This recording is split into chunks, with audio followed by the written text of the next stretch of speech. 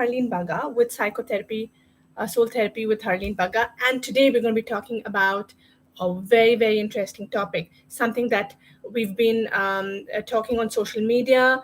And you guys have sent me a lot of questions about it, questions that you wanted answered. What we're addressing today is something that is ignored the most, which is what? The mental and emotional well-being of our men, the men in our lives. Okay, before I continue, I am live on Facebook, YouTube, as well as Instagram. So my eyes and my expressions, I'm probably switching between both the screens. So you'll see me just go back and forth. So continuing with what we have in mind. Why the fuss, right? Why are we talking about mental health and well-being? I mean, we're talking about men, for heaven's sake, right? Those men who have controlled how we are, those men who have so many benefits in the world.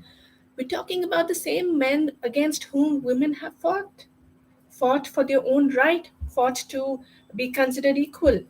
And now here I am talking about men's mental health and well-being. Is that even important? Why are we talking about that? To understand the why, let's talk about some problems that they have faced. Because proof is always in the pudding. Facts don't lie. That's correct, right? So there was a campaign that was launched by the Healthline Media and the Man Enough podcast, where 67% of the male respondents said that they were in good health. Awesome, right?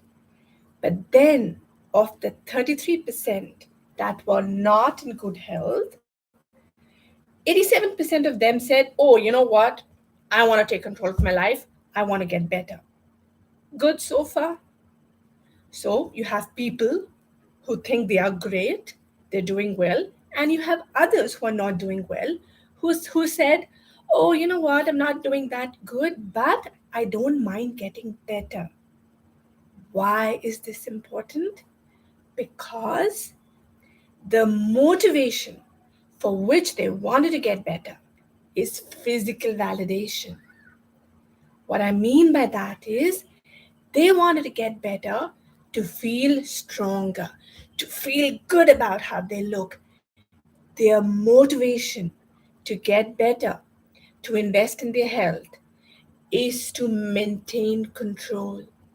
It is to participate in activities that they enjoy. There's no harm in that.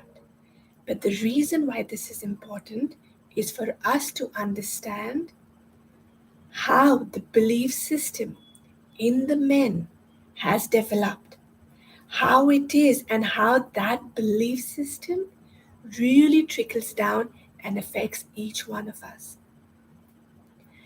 And in another survey, when we asked both men and women about, how, what is the probability of which gender will talk about mental well-being?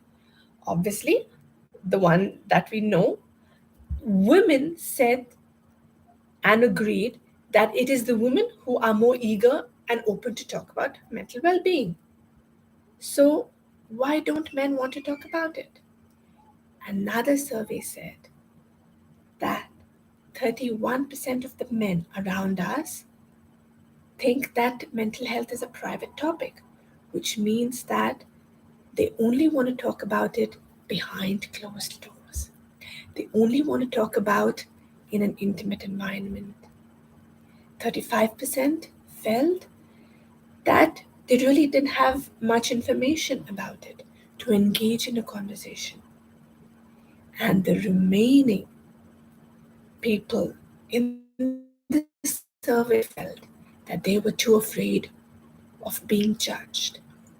Being judged for talking about anxiety, being judged for talking about depression, being judged about not feeling good, being judged of being frustrated. Is that something that we really want to do? Um, all right. I'm sorry. I just got a call and I just cut that, disconnected that. So continuing our conversation, the point is we have now identified the problems as to why men feel they don't want to talk about it. But keep in mind, these problems that I'm talking about is something that they perceive it to be a problem. It is a belief that they are holding to be a problem. Their belief that says that, you know what, it is the society norm where I have to be the provider for the family. It is the society norm where I have to be the protector of the family. And it is the society norm where I have to be the wise one and I need to maintain control. Otherwise, no one will listen to me. My family will not listen to me. My peers, my friends are not going to listen to me. Historically, what happened was that when uh, we lived in the cave during the time of cavemen, men anatomically were stronger, were bigger, and hence they had more strength. And as a consequence of being more strong, the onus of being the protective person, the onus of going out to hunt, because mind you, at that time, we didn't have Amazon, we didn't have e commerce, food was not being delivered to our houses. Men went out in groups to face danger, to go and hunt for food. And that food is what they brought home, which the women then cooked and fed to the family. At that time, it made sense. But over the years, this belief system has trickled down into our DNA, so to speak, where the men and society as a whole, the community as a whole, believes that, hey, that is the norm. We believe that, hey, the man is the breadwinner of the family, that, hey, the man is supposed to be masculine, hey, the man is supposed to be wise. And because he's wise, he cannot ask for help because he knows all the answers. Oh, and guess what? Because he's strong and he's supposed to give the perception of taking care, he cannot accept his own emotions, because the moment he accepts his own emotions, he loses the power play. He comes across as being weak. And as a consequence of that, there is a reluctance to talk about his mental health. There is an eagerness to downplay the symptoms. So, what happens?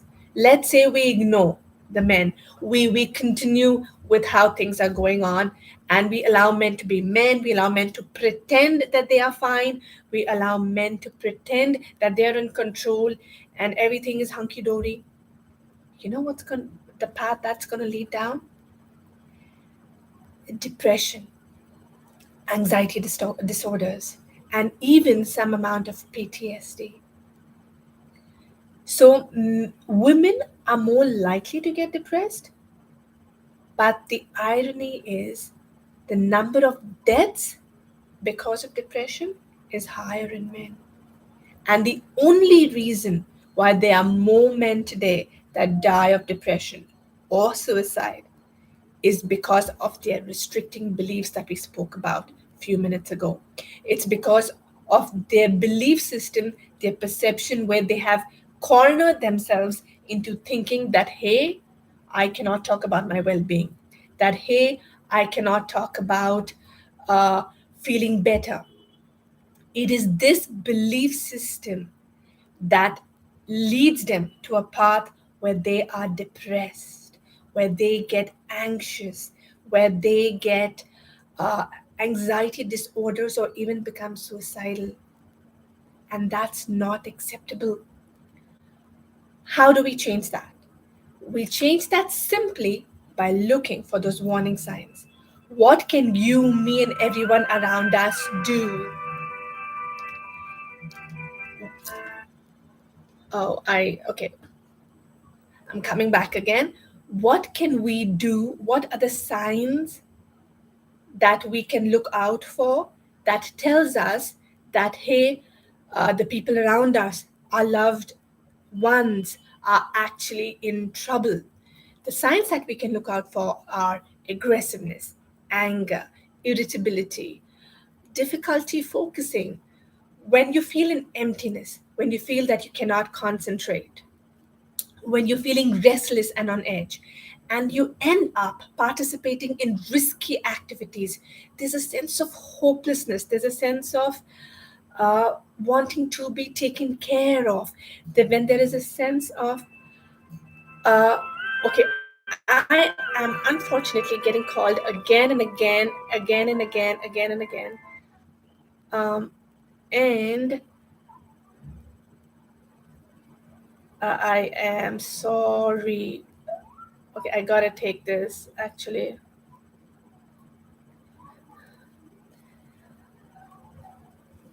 Okay, this is bad because I just lost my Insta live video, unfortunately, and I'm unable to connect.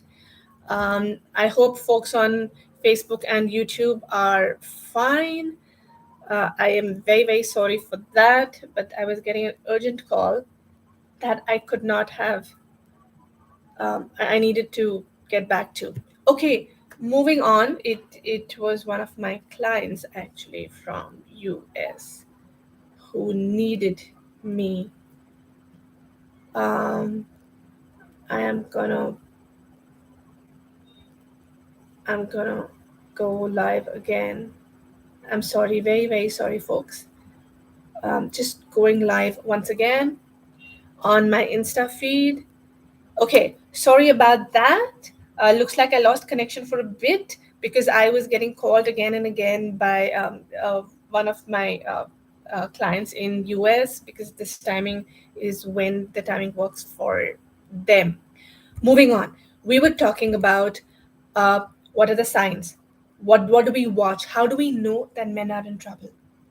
What do you and me? So one of the questions that I got asked on Instagram was that what are the changes that we can do as their loved ones? What are the signs that we need to watch out for? How can we support them? What is the ecosystem that we can create to help them? Answers to those questions are as follows. First, pay attention to their symptoms, right? Uh, how do you know that someone is not feeling well? How do you know that someone is in trouble? By looking at some symptoms. Fair enough. These symptoms will then help you figure out what is the next step of caring for them. And then we will also talk about how to prevent them. But for now, I'm going to relist the symptoms. What if that person has aches and pains that they cannot map, or there's no logical reason for? There is no medical reason for it.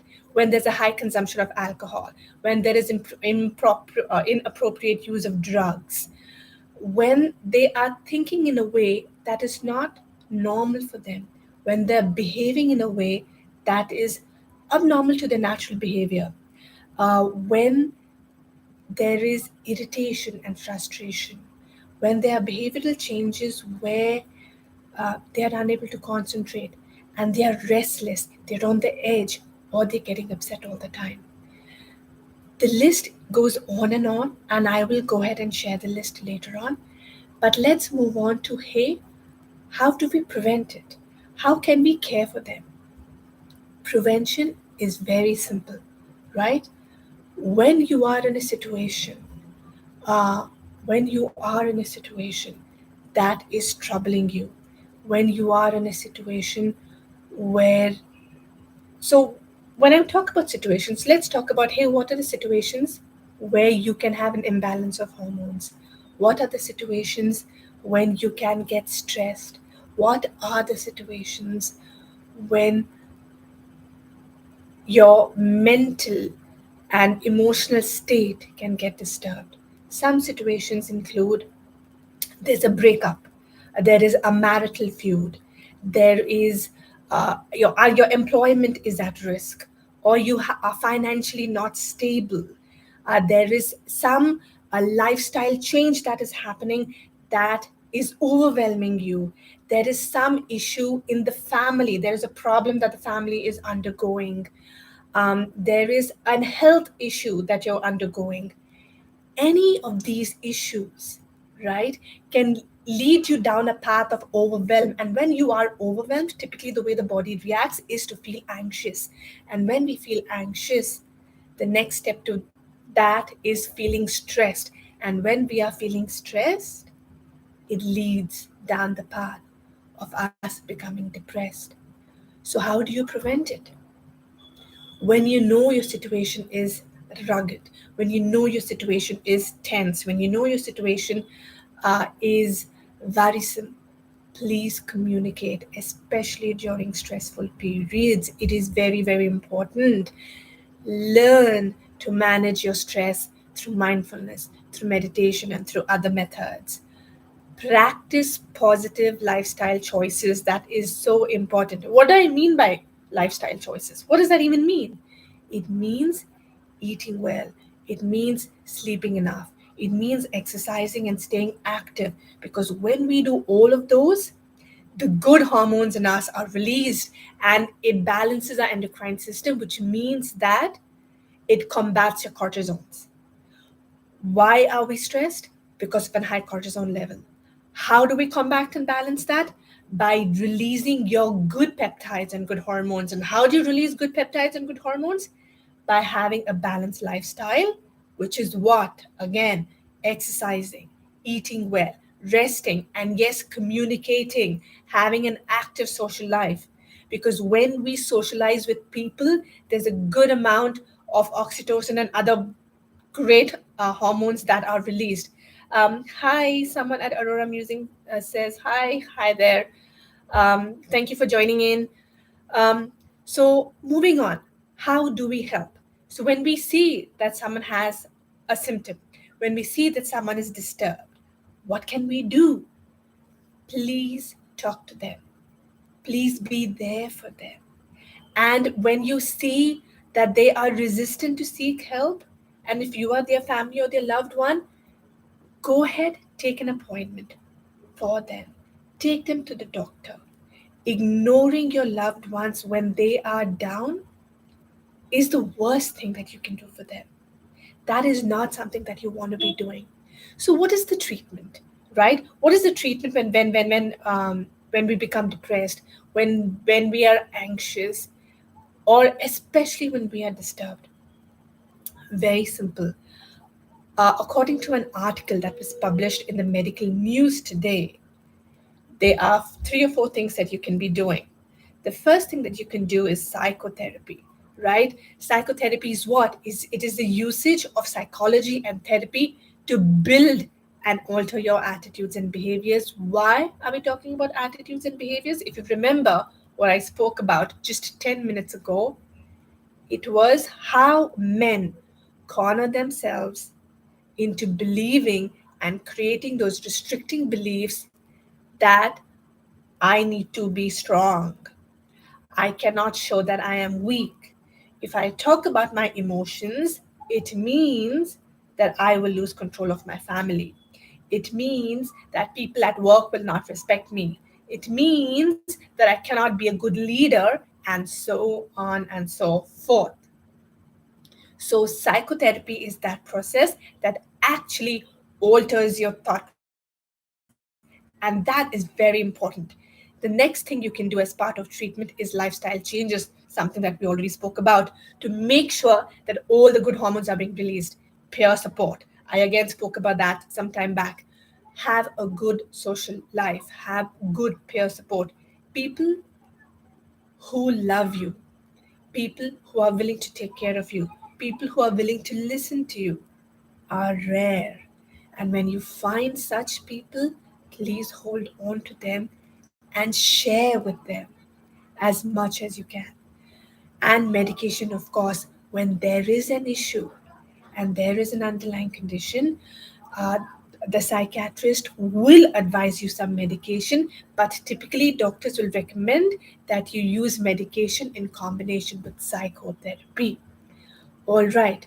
So let me address very quickly some of the questions, because a lot of I know a lot of you actually asked me a lot of questions, and I was trying to rush this through so that we can answer your questions.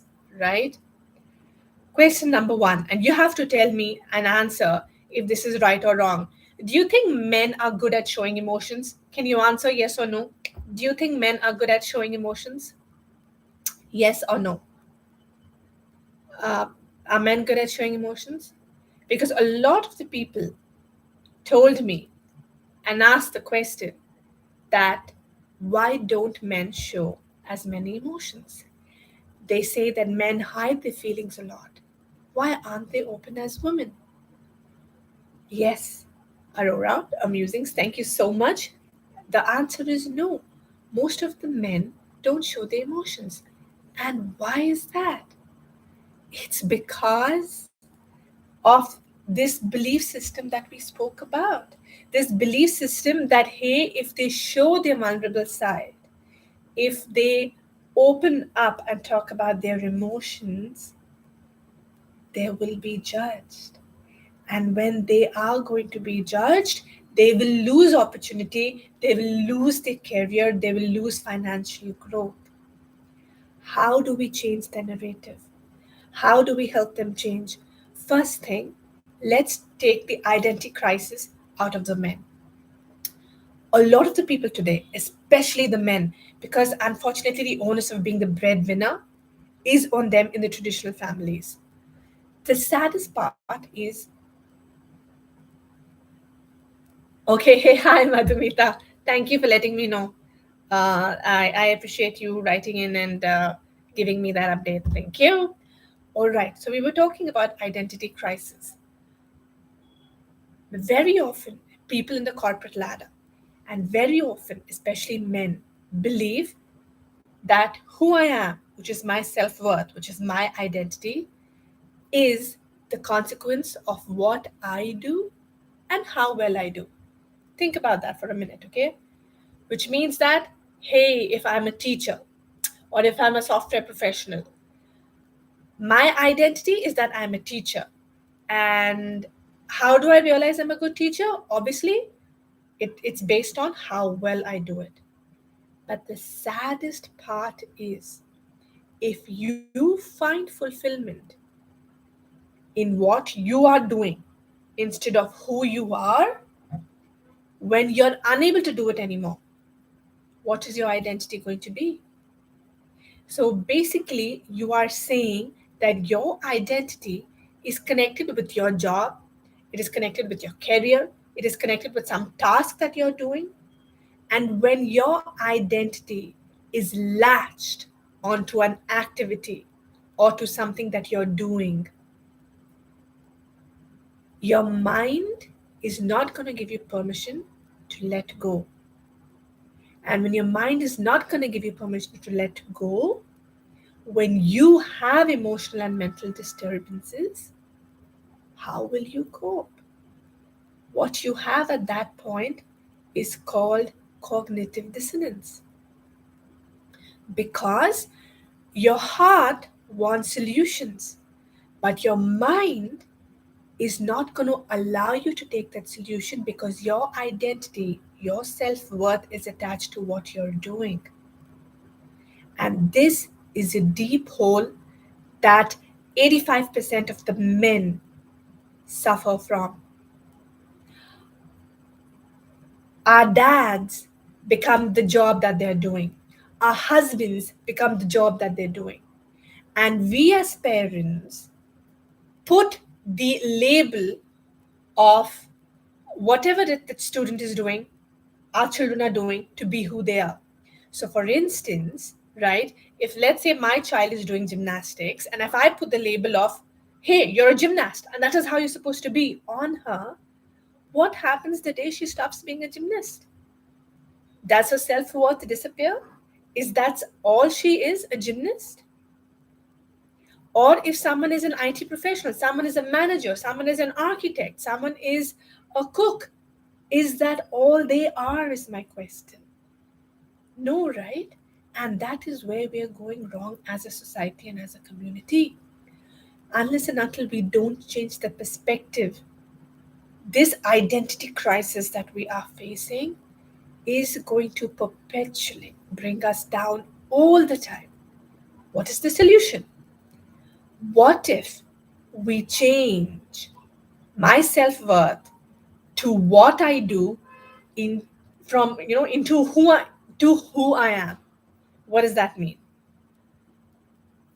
It means first figure out who you are, okay? And then you choose how you want to express yourself, and let that be a combination of what I do.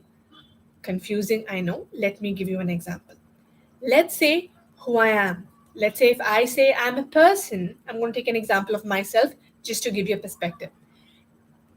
Coming back to the example again, if I let you know and if I tell you, hey, as a person, I want to be someone who is helping others. I get happiness and fulfillment from helping others. I have identified a behavior that gives me fulfillment. I have identified an attitude that gives me fulfillment. That is what your self awareness journey is. First, identify who you are. So, in my case, the example that I'm using, if I say, hey, I want to be that person who is helping others, that is who I am. Next, okay, so I want to be helping others. How do I choose to express myself? Is the second part of your identity equation. Therapy, being a therapist, being a counselor, doing these live sessions, going to schools and colleges and talking about well being, doing pro bono sessions. This is how I choose to express myself. So, is a combination of how I'm expressing myself and who I am, is that not my identity? And does that not culminate into what I do? So, what I do eventually becomes my career. And if my career is something that is giving me fulfillment and making me have fun while I'm doing it, there will be no identity crisis. And when there is no identity crisis, there will be no mental and emotional disturbance. What is the biggest takeaway from this discussion? Men, we as parents, we as sisters, we as daughters, it is up to us as a society to help, build in our families, in our friends, the identity equation that releases them of associating their identity to what they do. Their identity cannot be what they do. That is that one takeaway that I am reiterating again and again. Their identity cannot be what they do. That is wrong. Today there is youth. Today there is a gymnast, but what happens after a few years? What happens when the body doesn't function? What happens if there's an accident? Do you not have an identity anymore? Do you not have self-worth anymore? And if that is the case, no wonder our men, the men around us, are suffering the way they are doing. Because when they no longer are growing, when their promotions are being missed and skipped, they feel inadequate. They feel lost. And when they feel inadequate and lost, along with the pressure of, hey, you're the provider of the family, hey, you're the wise one, you're the most intelligent person, imagine the overwhelm and pressure on that brain of theirs. And with so much of pressure, imagine what's going to happen to your pituitary gland and your endocrine system and the hormones that are going to get released. It's going to be a prized mess of stress, something that can even leave a jarring mark on your mental well being. So, what is the coping strategies, right? So, we spoke about all of this. What are the coping strategies? Simple lifestyle changes. Eat well. Make sure you are having a balanced lifestyle where you are able to release the good hormones. The only way to combat your stress hormones and your suicide tendencies is to make sure that you are balancing it with all the good hormones. How do the good hormones come? Love. Make sure you have good, healthy relationships around you. Friendship. Make sure you're surrounded with a lot of good friends and family, people who care and take and love you. Create a structure, maintain a discipline, break down tasks into minute chunks so that they are doable and actionable for you. Regular exercise, and definitely parting in uh, in balance. That's very important. Let's go back to the next question, right? Um, how are we going wrong as caregivers, and what can we do to change this narrative? That's a very important question. How are we going wrong as caregivers? I will, though some of it I have already answered, I'm going to answer the question now as parents. As parents, it is very important for us to realize how the belief system develops in our children and how we, as caregivers and as parents, are going wrong. So, at the age of 0 to 7, as per the belief system development of human beings, is the imprint phase, right? So, when a child is born, the child is 0. And right up to the age of 7, the child is learning and adapting from their environment. This is called the imprint phase. Basically, their emotions are a consequence of the emotions that they see around them. Let me give you a simple example. If you are a parent or you have seen someone parent their child, when the child does something good, what is a typical parent's reaction? We clap, we cheer, right? And we are happy. So the child learns that, hey, if I do something good, let's say I have picked something or I have put a block into the hole, that's the normal toddler activities. When I do this, oh, this caregiver of mine gets happy and she cheers for me. And the child is a human being. The child also is seeking validation at such a young age.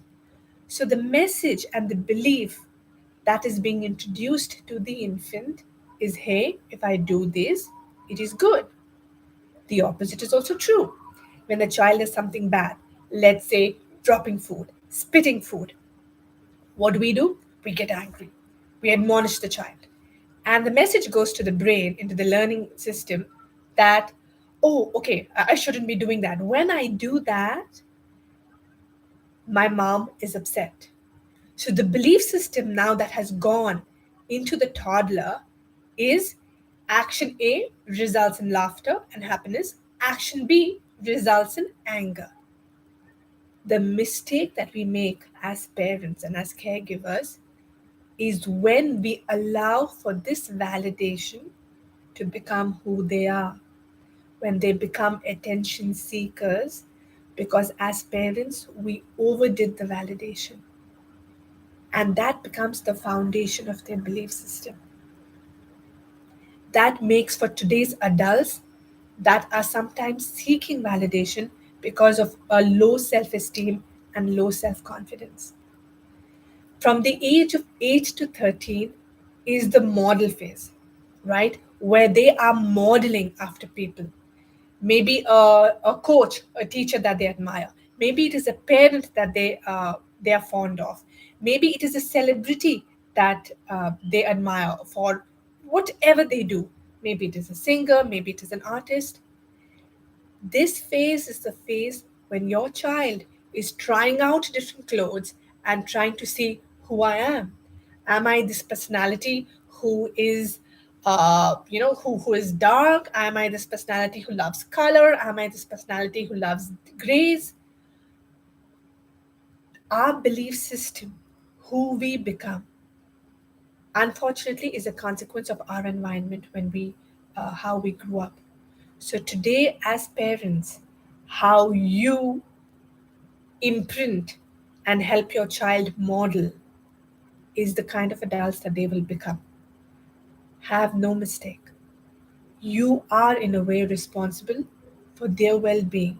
You are, in the way, responsible to make sure that they have and they develop the mental and emotional resilience. 14 till 21 is the socialization phase. But this is not the discussion to discuss belief systems, so I will just move forward. So the question is, how are we going wrong? A, we are going wrong by maybe showering them with too much attention and getting them addicted to a sense of validation when they were children. B, by telling them, by telling, so let me back up a little bit, right? And changing our own behaviors. What does that mean? When a son sees their father taking control of the family, the message that goes to him and that goes to the daughter is that, oh, the man is supposed to be the caregiver. I don't have an option, the son feels, because I've seen my dad do that. When they see the dad being the primary bread earner of the family, guess what happens? That message goes to the child, goes to all the children, saying that, oh, you know what? Um, it is my responsibility to work all day, every day, and bring home money that will allow for my family to live. The kind of discipline, the kind of environment that we create in our house is the kind of beliefs that our children will have.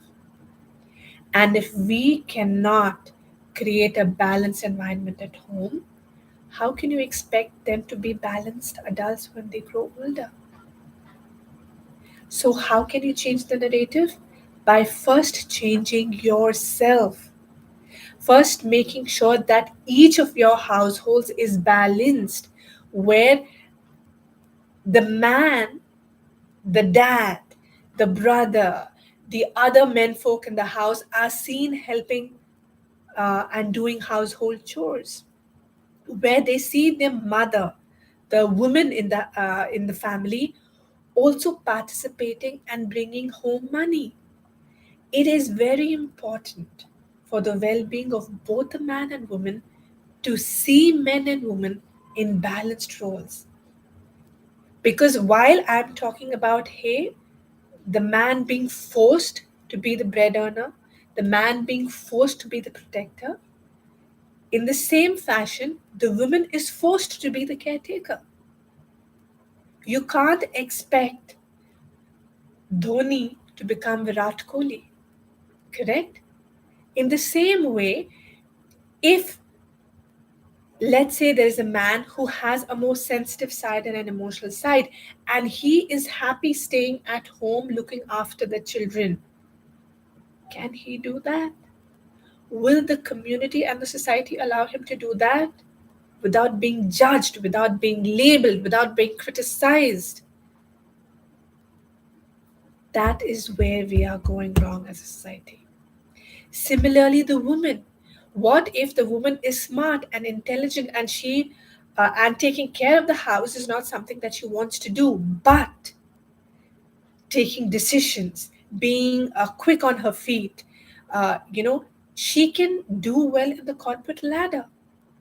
And if it is her ambition to grow and do well, and that is who she is, what right does the society have to criticize her, to make fun of her, to make her feel short, to make her feel that like she's not a good mother? This is where we're going wrong as caregivers, and this is how we can change the narrative. The narrative changes by changing ourselves first. Unless and until we don't change ourselves, the narrative cannot change. There is no way. And how do we change the narrative? By figuring out our identity, like I spoke about. Our identity is not what I do. My identity is not my job. My identity is not how much money I make. My identity is not the car I drive in. My identity is not the big house that I live in. No.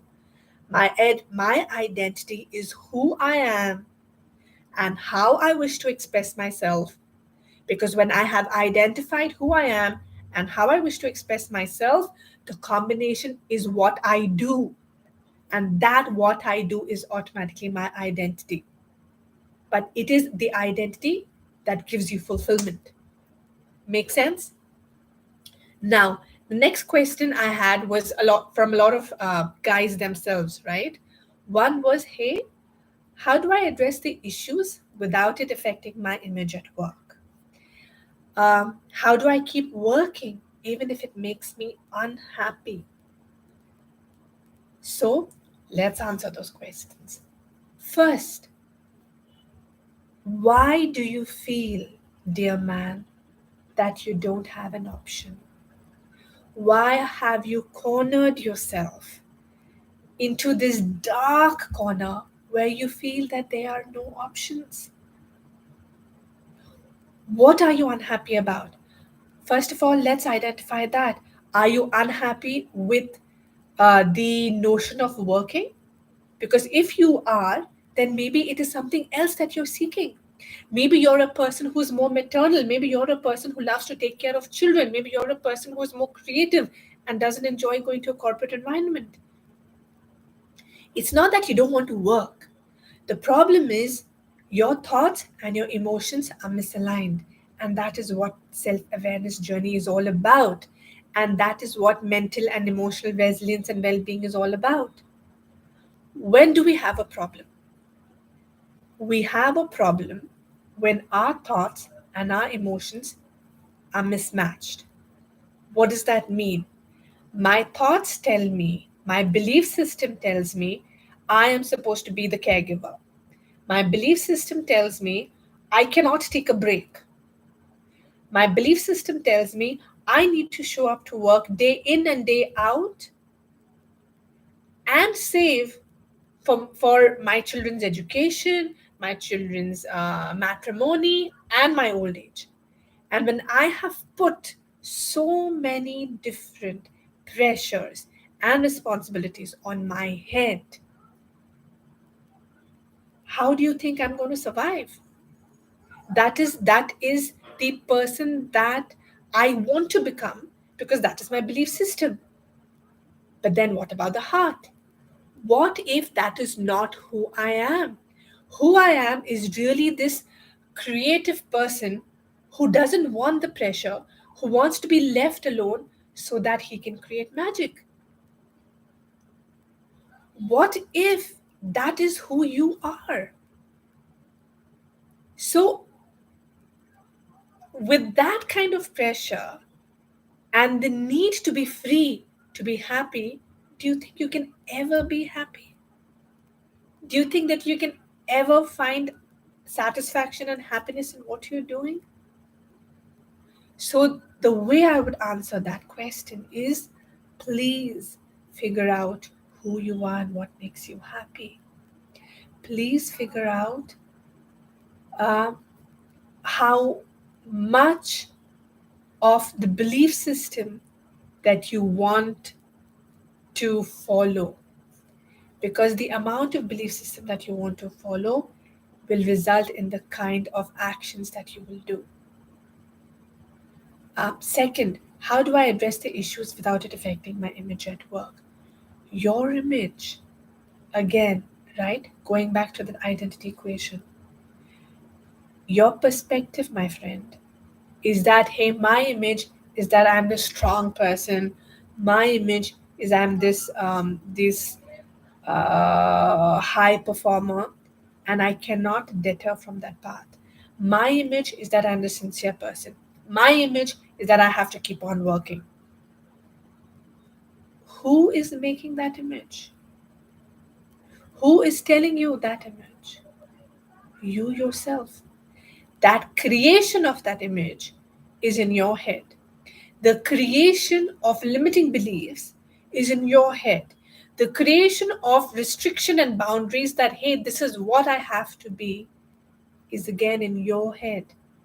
You have created these beliefs for yourself. So, how do you address the issue? By first changing the dialogue in your own head. What does that mean? I'm not asking you to not grow. I'm not asking you to not be ambitious. I'm not asking you to not earn money. But first identify what your goal is.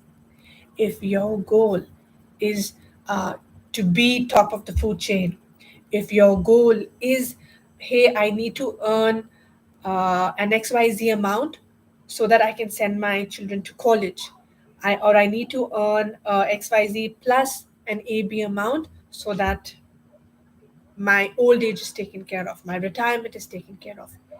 Each person's goal is different. First, identify that goal, right? The problem happens is when that goal is not clear.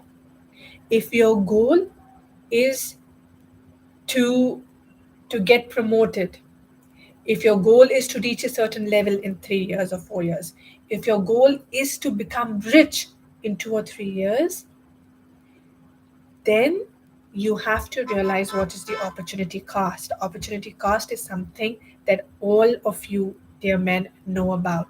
It is what economists talk about. So, what is opportunity cost? If my goal is to earn money and to have blinders on and to become rich and to become successful and to have a big house and a big car in 3 4 years, then the opportunity cost is that I will let go of my relationships, because maybe I will let go of doing things that I enjoy. Maybe that is going out for picnics with my children. Maybe it is spending more time with my wife. Maybe it is socializing or going for holidays. There is always an opportunity cost associated with the goal. You need to identify again what your goal is, because once you have your goal in sight and there is complete clarity that this is what I want, you have to be able to identify the opportunity cost and let go of other opportunities. And once you're able to accept that, then there is no more expectations. There is no expectations from inside of you. And when there are no expectations from inside of you, there is no longer cognitive dissonance. And when there is no longer cognitive dissonance, you are not trying to please anyone other than yourself. And that is the beauty. The next question that I got asked was, hey, how do I ask for time off without being judged? Now, I'm going to address this question in two parts. Asking for time off, okay? I'm going to address this question A, as an employer, and B, as an employee. First, as an employer, as a manager, if you have a team, if you are an employer, it is very important, if we are talking about changing the narrative about men's mental health and well being, for you to create a culture where people can be transparent about their emotions, where people are not being labeled and there is no gossip about the labels. What does that mean? Which means that when you have your meetings, when you have your team meetings, ask people how they are doing emotionally. Ask them, is the work overwhelmed? Ask them how they're doing outside of work. Give them a chance to talk about their troubles. Give them a chance to talk about what's troubling them. And once you give them a chance to open up and talk about their emotions, what you are doing is creating a culture of emotional strength. You are creating a culture of emotional resilience, because once people start talking about emotions, you normalize the discussions, you normalize the conversation, and that is how we also change the narrative, where it becomes normal to talk about, oh my god, I had this deliverable yesterday and this really stressed me out for the last 2 days. And it's normal to talk about that without fear of any repercussions. That's the beauty, right? um, of what we're going to be. Okay, sorry, I got distracted again with a question that I had. Going back to what we were talking about now, and as an employee, let's say I'm overwhelmed. Let's say the work is getting too much for me. Let's say I want a break. First, figure out in your mind. That is why I keep saying self awareness is key. Self awareness is critical in our path of personal growth and development. Self awareness is critical to make sure that we are emotionally and mentally resilient and able. Now, coming back, figure out and ask yourself what is disturbing you. Is it the pace at which they're expecting the deliverable? So it's not the work that is troubling you, it is the pace. Do you understand the difference? Right? And if it is the pace, then the problem is really very small, right? So when you go to your manager and you talk to your manager and you say, hey, you know what? I'm enjoying the work that you're asking me to do, but the time's not enough. You're asking me to finish it in 2 days, but this job actually will require me 3.5 days. So I need some more time. Creating a culture where you're able to talk about things like this leads towards mental well being, leads towards trust and faith. And where there is trust, where there is faith, you create a team and you create a narrative of well being. Next, what if I have a problem where I am feeling saturated, where I feel that I'm getting burnt out? Hi there, Lucky Boy said hi, and I'm going to saying hi back again and moving on. So, what if I'm getting burnt? What if I am getting saturated? I have a plan. What is saturating me? Is it the company? Is it the job? Is it the team? Is it the manager? Number one, identify what is saturating you. Number two, figure out a solution. Is there a solution that you can actually implement? Is there a solution that you can actually um, figure out on your own? So if it is your manager that is troublesome, can you go find another manager? Can you find another team?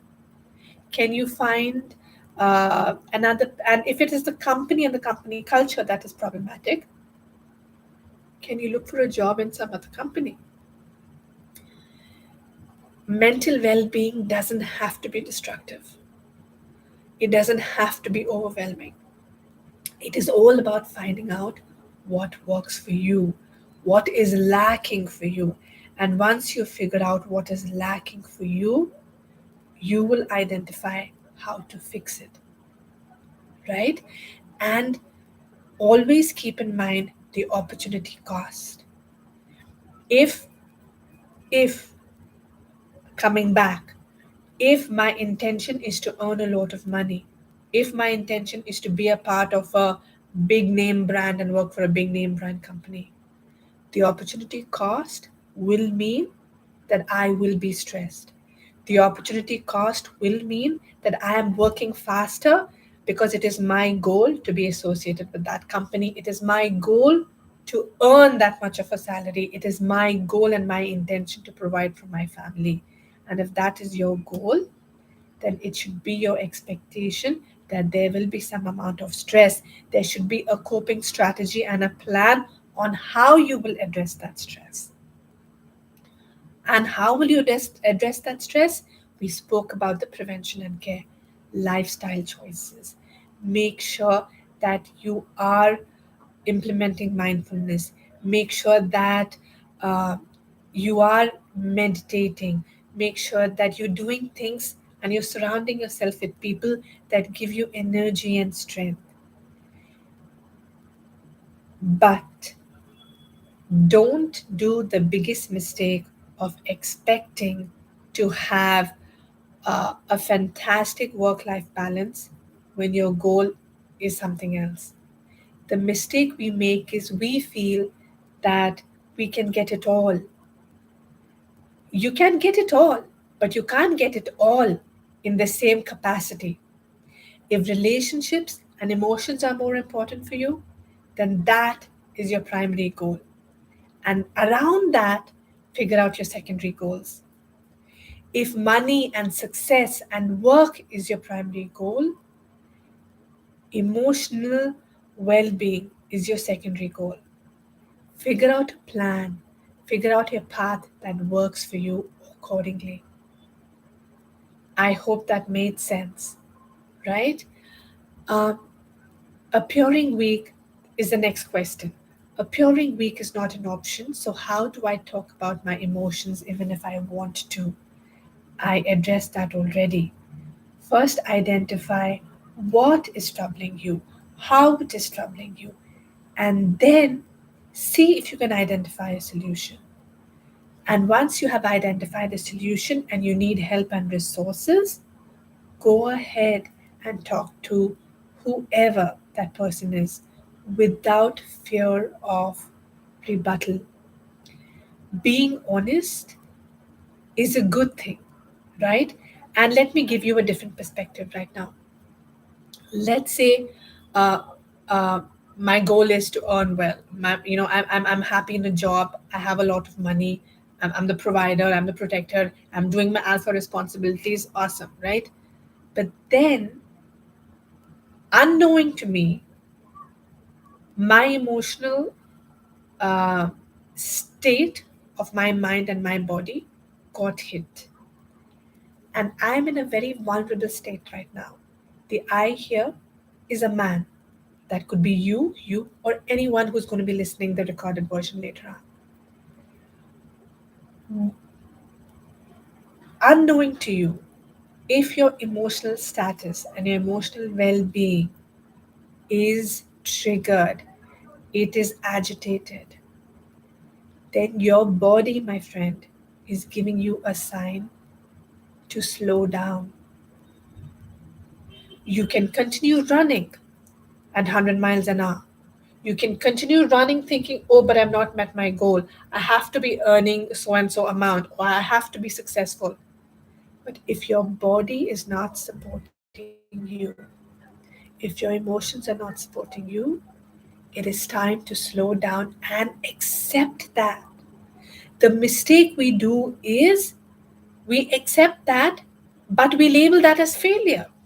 And then the entire community and your friends and family comes together and say, Hare, he's so weak. He's such a loser. He couldn't even take that much of stress.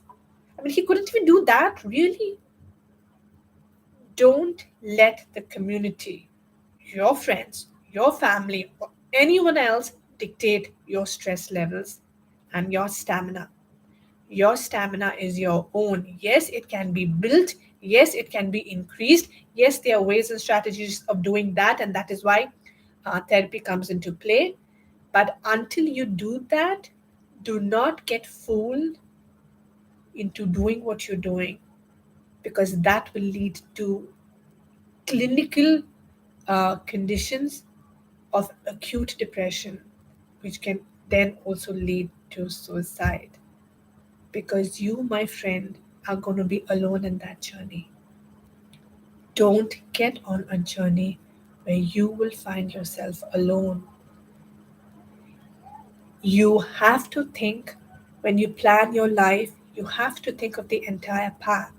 If it is a 2 year plan, if it is a 5 year plan, if it is a 1 year plan, think of what you will lose to accomplish what you will accomplish, because there is always loss.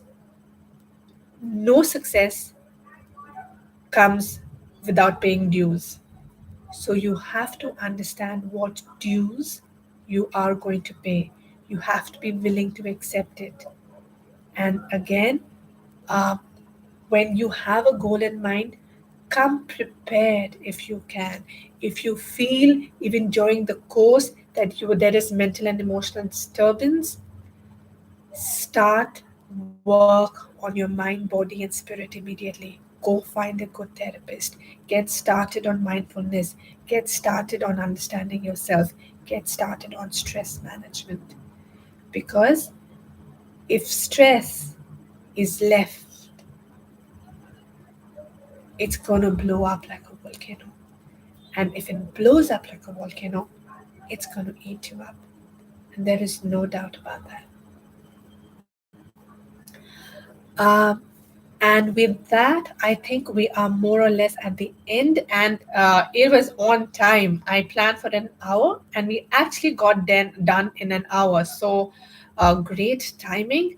I did rush through the questions, I did rush through the presentation, but it was because I knew I only had an hour and I knew I had to work through it faster. Just to summarize, what are the problems that men have? Their belief system, right? The belief system that the society created for them, that evolution created for them, that we as a community also believe and endorse. How do we change that narrative? By changing ourselves first, by making sure that our house is gender balanced. Our house is is like I said, gender balanced, which means that the man is not doing the alpha man job, and the woman is not doing the uh, the absolute women job. There is some kind of companionship and there's some kind of synergy between both the man and woman, and that synergy is available and visible to the children in the family. How else can we change the narrative? By changing the narrative in our head. How do we change the narrative in our head? By figuring out who we are, by going back to the identity equation and figuring out what is my identity. Who is it that I am? What is it that I want to do? What really makes me happy? Is my identity just my job? Or is my identity something more? Figure out your identity. Once you figure out your identity, then change perspective in your own mind on what you need to be doing and how you need to be doing. Next, uh, awareness. Build awareness around you, right? Awareness, how? What do I mean by awareness? Awareness of things that can increase the risk, like we spoke about. Be aware of situations. Okay, am I upset? Did I have a fight with my wife? Do I have money problems? Is there a lifestyle change? Do I have a medical diagnosis that is troubling me? Or is there an employment issue? Be aware of the situations that can increase the risk of mental and emotional disturbance. Be aware of issues that can release the cortisone inside of you and cause nervous and emotional breakdown. Once you're aware of situations, how do you prevent it?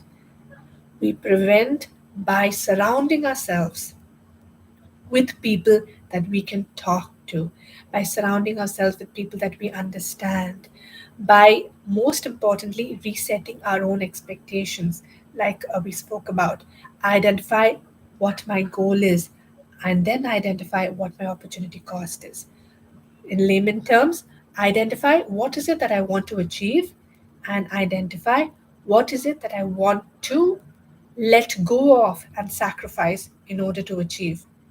It is impossible to have a, a perfect work life balance. It is impossible to be good and best at everything. Such characters only exist on media and TV. In real life, that kind of pressure is unhealthy for you, right? So you have to figure out who is it that you want to be. That is the identity equation that I keep talking about. Who is it that you want to be? And once you have that identified, figure out your plan. And in that plan, give way for your coping strategies, give way for prevention, give way for your care.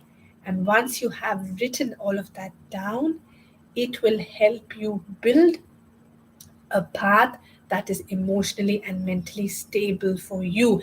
And at any point in time, and I mean at any point, you feel overwhelmed, you feel anxious, go ahead and seek help immediately. The biggest mistake we do is ignoring our signs. And when we ignore our signs, that entire mental and emotional chaos cascades and blows up like a volcano. So, identify a good therapist. identify a good counselor if that's what you want, and talk to them to figure out a coping mechanism that works for you, to figure out a stress management mechanism that works for you. And I think that sums up beautifully what we spoke about. Keep in mind that suicide, one statistics that I want to leave you with, uh, suicide is one of the leading uh, ways in which men die. You don't want to become a statistic. You don't want to become that person who is cornered in a corner and doesn't know how to get out of. If you align your thoughts with your emotions, you will find the strength to do what is required. And once you find the strength to do what is required, you will not be in a place of emotional and mental disturbance. Right? With that, I come to an end. Remember, human behavior flows from three main sources: our desire, our emotion, and our knowledge. And what you have learned today is a combination of all three: desire, emotion, and knowledge. And this quote was by Plato.